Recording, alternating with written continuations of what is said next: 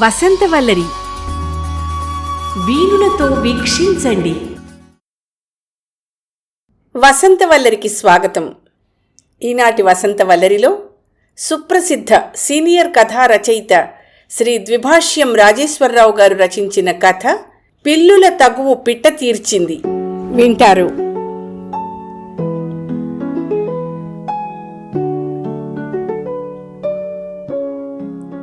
సీత, మనకి వెస్టిండీస్కి మొట్టమొదటి test match. ఈ పాటికి లంచ్ తర్వాత ఆట అవుతూ ఉంటుంది. కాసేపు అది చూద్దామా అంటూ టీవీలో సీరియల్ చూస్తున్న మా ఆవిడ పక్కనే సోఫాలో కూర్చున్నాను. అయిష్టంగానే రిమోట్ నాకు అందిస్తూ, నాకు ఈ దిక్కుమాల ఆట ఏమీ అర్థం కాదు అంది తుమ్మల్లో పొద్దుకూకినట్టు ముఖం పెట్టి. ఇవాళ నా పక్కన కూర్చుని ఆట అర్థం చేసుకో, తర్వాత నీకు ఇదే మంచి కాలక్షేపం అవుతుంది. నా కాలక్షేపానికి క్రికెట్టే కావాలి ఏమిటి? తెల్లారులేస్తే ఎడాపెడా బోనుడు తెలుగు సీరియల్స్ వస్తున్నాయి. అవి చూడ్డానికే నాకు టైం సరిపోవడం లేదు. నా నెత్తి మీద తలంబ్రాలు, నీ నెత్తి మీద మరమరాలు. మా వదినికి బొత్తిగా బుర్రలేదు. పక్కింట్లో పట్టి మంచం, మా ఇంట్లో నులక మంచం, ఇంకా గుండెల మీద కుంపటి, కౌగిట్లో తంపటి. ఇలా ఎన్నెన్ని మంచి మంచి సీరియల్స్. ఇవన్నీ ఈ మధ్యాహ్నం పూటే ఉంటాయి. మీరు ఈ క్రికెట్ పెట్టు కూర్చుంటే అవన్నీ నేను మిస్ అవుతాను. ఆ మాటలు వినబడనట్టే టీవీ వంక దృష్టి సారించి, అయ్యో 90 for 2, అప్పుడే మనవి 2 వికెట్లు పడిపోయాయి. ఇటుపక్క అటుపక్క 3 కర్రలు నిలబడే ఉన్నాయి కదా, వికెట్లు పడిపోయాయి అంటారేమిటి? అంటే 90 రన్స్కే 2 అవుట్ అయిపోయారు అని అర్థం. ఫీల్డ్లోకి దిగిన మన ఓపెనింగ్ బ్యాట్స్మెన్ 2 అవుట్ అయిపోయారు. ఫీల్డ్లోకి దిగడం ఏమిటండి, నూతిలోకో గోతిలోకో దిగినట్టు? మైదానంలోకి వచ్చిన ఓపెనింగ్ బ్యాట్స్మెన్ అనాలి అంటూ నా పరిజ్ఞానాన్ని సరిచేసి, అయితే ఇంకా క్లోజింగ్ బ్యాట్స్మెన్ ఆడడానికి వస్తారా ఏమిటి? క్లోజింగ్ బ్యాట్స్మెన్ అంటూ ఎవరు ఉండరు సీత. మొత్తం టీంలో ఓ పక్క 11 మంది, ఇంకో పక్క 11 మంది ఆటగాళ్ళు ఉంటారు అని నేను వివరించి చెప్తూ ఉంటే, బ్యాటింగ్ చేస్తున్న వాళ్ళు ఉత్తి పిరిగ్గొడ్డుల్లో ఉన్నారు. వాళ్ళిద్దరూ హెల్మెట్లు పెట్టుకుని మరీ వచ్చారు చూడండి. బంతి తగిలేస్తుందని అంత భయమైతే ఎందుకుటా ఆడడం? మన వీధిలో పిల్లలు చూడండి, ఎవ్వరూ హెల్మెట్లు పెట్టుకోరు. ఎంచక్క 3 ఇటుకల మధ్యలో కర్రపుల్లలు నిలబెట్టి క్రికెట్ ఆడుకుంటారు. వీళ్ళు ఆడేది గట్టి క్రికెట్ బంతితో, కవర్ బాల్తో కాదు. అది తల మీద తగిలిందంటే ప్రాణం పోయినా పోతుంది. అందుకని జాగ్రత్త కోసం హెల్మెట్ పెట్టుకుంటారు. దెబ్బ తగిలితే ఆటలో అరటిపండు అనుకోవాలి కానీ దానికి నీ రక్షణ కవచాలు ఏమిటండి? అది సరే, ఆ కర్రలకి, అదే ఆ వికెట్లకి దగ్గరలో స్టైల్గా టోపీలు పెట్టుకుని టైలు కట్టుకుని నిలబడ్డ వాళ్ళు ఇద్దరు ఎవరు? వాళ్లే అంపైర్లు అని ఇంకా ఏదో నేను చెప్పబోతుంటే స్టేడియంలోని జనమందరూ ఒక్కసారిగా గొల్లుమన్నారు. అప్పటికే బౌలర్ విసిరిన బంతి బ్యాట్స్మెన్ కాలి ప్యాడ్కి తగిలి పక్కకి వెళ్ళిపోయింది. ఆ బౌలర్ హౌ ఇస్ ఇట్ అంటూ అంపైర్ వైపు తిరిగి గట్టిగా అరిచాడు. ఏ లుగుబంటిలా మొహం వీడును, ఎందుకలా అరుస్తున్నాడు?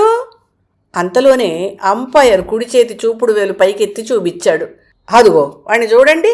వాడు గట్టిగా అరిస్తే ఈ అంపైరు బుర్రని తాటికాయలా ఊపుతూ అలా చూపుడు వేలు పైకి ఎందుకు నిలబెట్టాడంటారు? బౌలర్ క్లెయిమ్ చేస్తే అంపైర్ LBW ఇచ్చేశాడు. అంటే ఆ బ్యాట్స్మెన్ అవుట్ అయిపోయినట్టే. ఇప్పుడు మరో బ్యాట్స్మెన్ వస్తాడు, చూస్తూ ఉండు.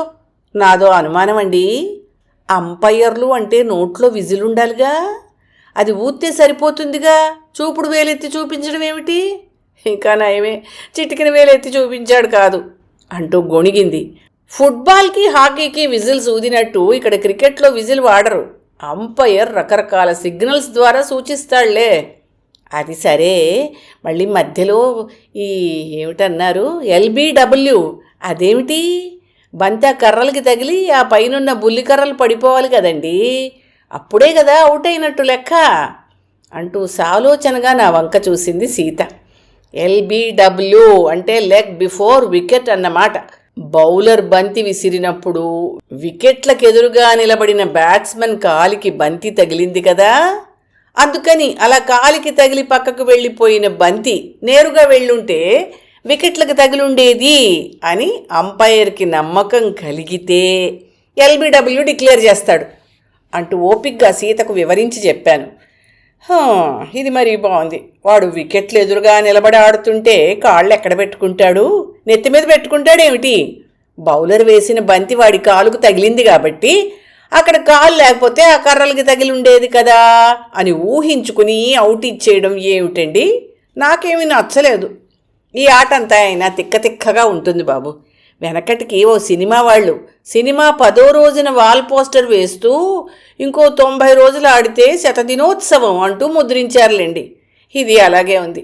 అలా జరిగితే అలా అయ్యుండేది అని ఊహించేసుకోవడమా? మొత్తానికి ఆ సినిమా 15 రోజులు ఆడి వెళ్ళిపోయింది. అది వేరే సంగతి అనుకోండి అంది విసుగ్గా ముఖం పెట్టి. అంతలోనే పెవిలియన్లోని ప్రేక్షకులందరూ లేచి నిలబడి మన జాతీయ జెండా ఊపుతూ చప్పట్లు కొట్టడం ప్రారంభించారు. అదుగో ఇప్పుడు బ్యాటింగ్ చేయడానికి మన కెప్టెన్ వస్తున్నాడు అన్నా నేను హుషారుగా. వచ్చిన కెప్టెను వికెట్ల ముందు నిలబడి ఇరువైపులా ఇంకా ఫీల్డ్కి వెనక భాగంలోకి కలయ చూశాడు కొంతసేపు. కెప్టెన్ అంటున్నారు, వీడు మరీ బెదురుగుడ్డులా ఉన్నాడే.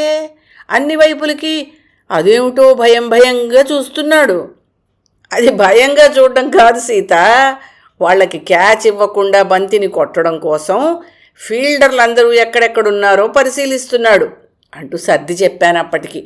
అంతలోనే బంతిని వేయడానికి పరిగెత్తుకుంటూ వచ్చిన బౌలర్ చేతిలోంచి బంతి జారి కింద పడిపోయింది. అప్పుడు అంపైర్ ముందు కొంగి 2 అరచేతులు కిందకు వంచి ఇటూ అటూ గాల్లో ఊపాడు. ఆ అంపైర్ తడిగుడ్డతో డైనింగ్ టేబుల్ తుడుస్తున్నట్టు అరచేతులు కిందకి దింపి అలా గాల్లో ఇటు అటు ఆడిస్తున్నాడేమిటండి? బౌలర్ చేతిలోంచి బంతి జారిపోయింది కదవాయ్, అందుకని ఆ బంతిని క్యాన్సిల్ చేయమని చెప్పడానికి సూచించే పద్ధతి అది అన్నాను. అంతలోనే బౌలర్ వేసిన తర్వాతి బంతి బ్యాట్స్మెన్ కాలుకు తగిలి వెనుక వైపు బౌండరీ లైను దాటి వెళ్ళిపోయింది. జనమంతా హర్షధ్వానాలు చేశారు. అయ్యో ఆ అంపైరు కుడికాలు ఎత్తి పట్టుకుని మోకాలు చెప్ప మీద కుడి చేత్తో అలా కొట్టేసుకుంటున్నాడు దేనికి? మోకాళ్ల నొప్పులేమో. వాడి మొహం చూస్తే ఆర్థరైటిస్ పేషెంట్లానే ఉన్నాడు. వెటకారంగా మొహం పెట్టింది. అదేమీ కాదు సీత, బంతి బ్యాట్స్మెన్ కాలికి తగిలి బౌండరీ లైన్ దాటి వెళ్ళిపోయిందా, అందుకని అది లెగ్ బాయ్ అని సూచిస్తున్నాడు అంపైరు. మనకి 4 రన్స్ వచ్చాయి అంటూ వివరించి చెప్పా. ఇందాక ఏమో కాలికి బంతి తగిలితే LBW అంటూ పాపం ఆ కుర్రాన్ని అవుట్గా ముద్ర వేసి వెనక్కి పంపించేశారు. ఇప్పుడు వీడు మన కెప్టెన్ కదా అని వీడి కాలికి తగిలితే లెగ్ బై అంటూ దానికో పేరు పెట్టి 4 రన్స్ ఇచ్చేశారు. అది పక్షపాతం చూపెట్టడం కాదు. అందుకే మొదటి నుంచి నేను దీన్ని తిక్క గేమ్ అంటూ ఉంటాను అంటూ నాతో వాదనకి దిగింది. సీత వ్యవహారం చూస్తూ ఉంటే మళ్ళీ తనకు రిమోట్ ఇచ్చే వరకు నా బుర్ర ఇలా తింటూనే ఉంటుందని నాకు మెల్లగా అర్థమవుతోంది. అంతలోనే బౌలర్ వేసిన మరో బంతికి నో బాల్ సూచనగా అంపైర్ తన కుడి చేతి పిడికిలి బిగించి నిలువుగా పక్కకు చాచి పట్టుకున్నాడు. నాకు ఆట కంటే ఈ అంపైర్ బాబు చేసే విన్యాసాలే బాగున్నాయి. అలా కుడి చేతిని పక్కకెందుకు చాపాడండి? కుడి చేతిని తిన్నగా పక్కకు చాపితే అది నో బాల్ అని అర్థం, మనకు 1 రన్ వస్తుంది అన్నాను. సీత ఆశ్చర్యంగా ముఖం పెట్టి నో బాల్ ఏమిటి అంటే బంతి లేదనేగా. అదిగో బంతి కనిపిస్తుంటే, బంతి కనిపించకపోతే వాడు బ్యాట్ ఎలా ఊపాడు మరి? క్రికెట్ 22 మూర్ఖులు ఆడుతూ ఉంటే 22,000 మంది మూర్ఖులు చూసే ఆట అని ప్రముఖ రచయిత బర్నార్డ్ షా గారు ఊరికే అనలేదనిపిస్తోంది నాకు అంటూ ముక్తాయించింది ఆవిడ. అంతలోనే ఓవర్ పూర్తయి ఫీల్డ్లోకి డ్రింక్స్ వచ్చాయి. వాళ్ళు డ్రింక్స్ తాగుతూ ఉంటే మనం నోరు చప్పరిస్తూ కూర్చోవడం దేనికండి? ఇప్పుడు శ్రావణ దీపం సీరియల్ 2360వ ఎపిసోడ్ వస్తుంది. ఆ సీరియల్ అయిపోయాక మళ్ళీ మీరు క్రికెట్ చూద్దురు గాని అంటూ చొరవగా నా చేతిలోని రిమోట్ లాక్కుని శ్రావణ దీపం సీరియల్ పెట్టుకుంది. నేను మళ్ళీ రిమోట్ తీసుకుంటానని కాబోలు నాకు అందకుండా దాన్ని తన వెనక్కి దాచేసింది. అబ్బా, ఈ సీరియల్ చూడండి ఎంత బాగుంటుందో. ఇది 3 జనరేషన్ల కథండి. అదిగో సింహాసనం లాంటి కుర్చీలో కూర్చుంది కదా, ఆవిడే ముసలత్తగారు. కొన్ని 100 ఎపిసోడ్లుగా ఆవిడే కథంతా నడుపుతోందండి. అదిగో దూరంగా నిలబడి ఇల్లు సర్దుతున్న వాళ్ళిద్దరూ ఆడ విలన్లు, తల్లి కూతుళ్ళు అన్నమాట. ఈ ముసల్దాని ఆస్తి కాజేయాలని ప్లాన్ వేసి ఈ ఇంట్లో ప్రవేశించారు వాళ్ళు అంది. అవును సీత, ఓ పక్క మ్యూజిక్ భయంకరంగా వినిపిస్తోంది కదా, మళ్ళీ తెర మీద భయాన్ని సూచించే నేపథ్య సంగీతం అంటూ ఎందుకు రాస్తున్నారు అని అడిగా. చెవిటి వాళ్ళు కూడా సీరియల్ చూస్తూ ఉంటారు కదండి, వాళ్ళకి సరిగ్గా శబ్దాలు అవి వినపడవు, అందుకని వాళ్ళకు కూడా తెలియాలని అలా మధ్య మధ్యలో తెర మీద రాస్తూ ఉంటారులేండి అంది. అంతలోనే హీరో కాబోలు ముసలావిడి దగ్గరికి వచ్చి, మా అమ్మ వీళ్లతో జాగ్రత్తగా ఉండు, వీళ్ళిద్దరూ తేనె పూసిన కత్తులు, గోతి కింద నక్కలు, పయోముఖ విషకుంభాలు అంటూ చెప్పి తర్వాత తన చూపులతోనే ఆ తల్లి కూతుళ్లను హెచ్చరించి వెళ్ళిపోయాడు. చూశారా, అదే డైరెక్టర్ గొప్పదనం. సరిగ్గా వీళ్ళిద్దరూ వచ్చి ఆ ముసలావిడిని మోసం చేసి ఆస్తి రాయించుకోవాలని వచ్చే వేళకి ఎవరో ఒకరిని తెలివిగా పంపి చక్రం అడ్డేస్తూ ఉంటాడు అంది.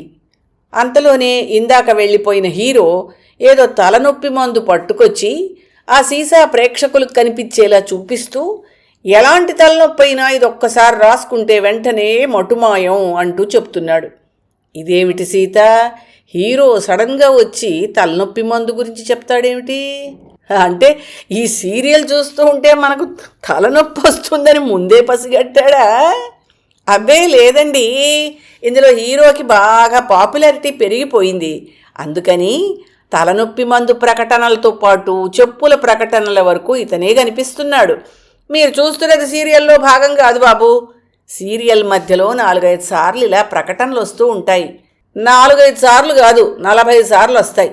అరగంటలో సీరియల్ కథ నడిచే సమయం కన్నా మనం ప్రకటనలు చూసే సమయమే ఎక్కువ. అందుకని ఆ రిమోట్ ఇలా ఇచ్చే, క్రికెట్ చూద్దాం అన్నాను. ఆహా, నేనివ్వను. క్రికెట్లో మాత్రం ప్రతి ఓవర్కి మధ్యలో ప్రకటనలతో వాయించడం లేదు. ఆహా, ఏ ప్రోగ్రాం చూసినా ఈ ప్రకటనలు మాత్రం తప్పవు.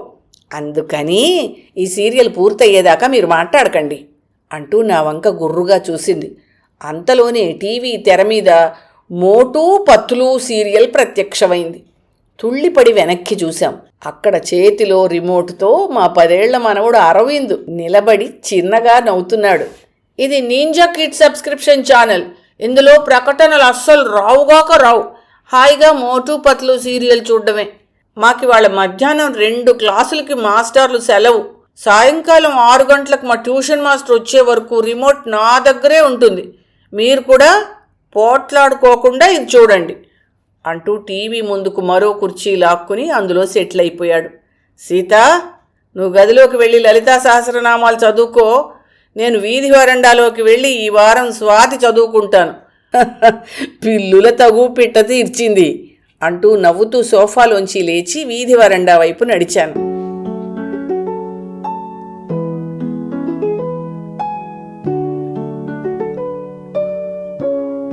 వసంతవల్లరిలో సుప్రసిద్ధ సీనియర్ కథా రచయిత శ్రీ ద్విభాష్యం రాజేశ్వరరావు గారు రచించిన హాస్య కథ పిల్లుల తగు పిట్ట తీర్చింది విన్నారు.